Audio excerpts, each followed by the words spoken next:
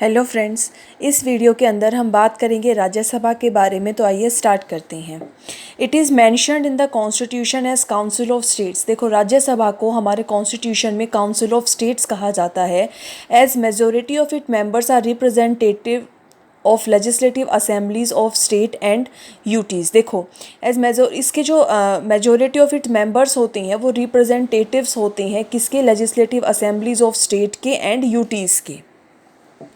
The term of office of its members and allotment of the seats to the state is completely different from that of the lower house of the parliament। देखो, इसके members के office का term मतलब उनका time period कि भी आप कितने साल तक मतलब राज्यसभा के मेंबर रह सकते हैं, या उनकी सीट की अलॉटमेंट कैसे होती है, वो लोकसभा के से बिल्कुल अलग होती है। मतलब लास्ट वीडियो में जब हमने लोकसभा के बारे में बात की थी तब मैंने बताया था कि कैसे अलॉटमेंट होती है, लेकिन राज्यसभा की और लोकसभा की जो सीट की अलॉटमेंट और टर्म ऑफ द ऑफिस होता है मेंबर्स का बिल्कुल अलग होता है।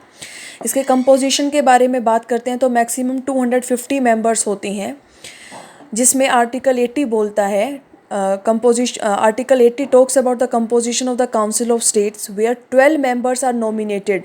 250 में से जो 12 मेंबर्स होते हैं वो नॉमिनेटेड होते हैं हु हैव स्पेशल नॉलेज और practical experience in the matters related to literature, science, art, social services by the president.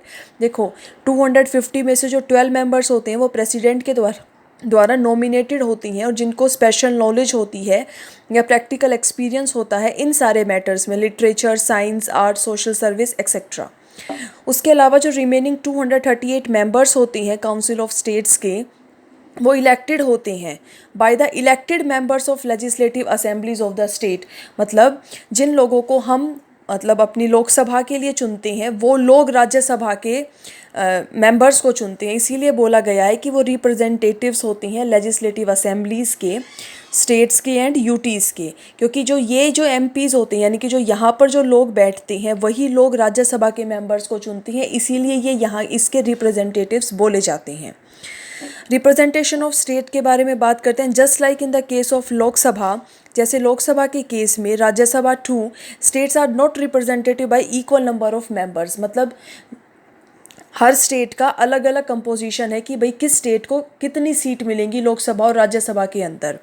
States with a larger population have more members to the represent than in the Rajya Sabha. मतलब जिस state की larger population होगी उसके MP भी ज़्यादा होंगे, और अगर स्मॉलर पॉपुलेशन होगी तो एमपी भी कम होंगे। तो according to the state population states are divided between them.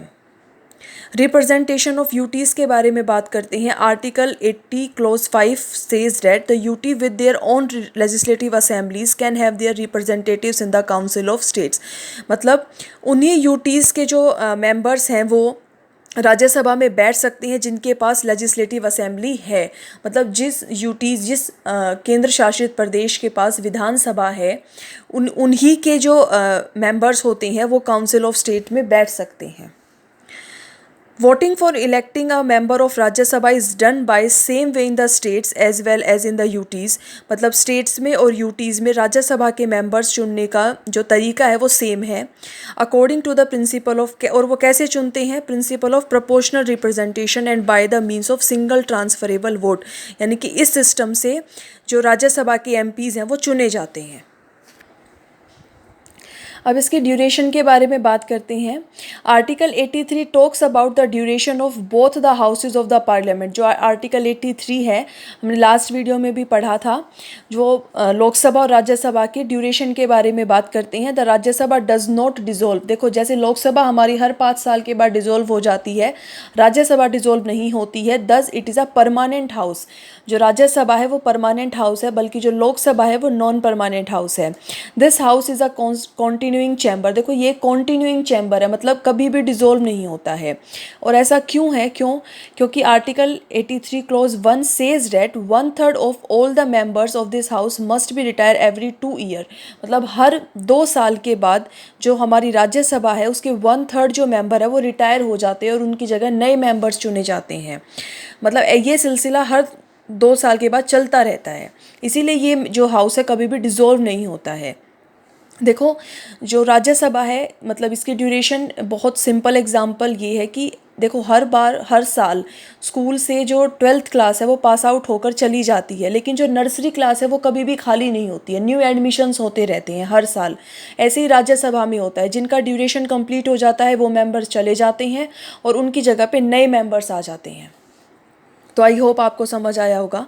The parliament has enacted a law called representation of people act 1951।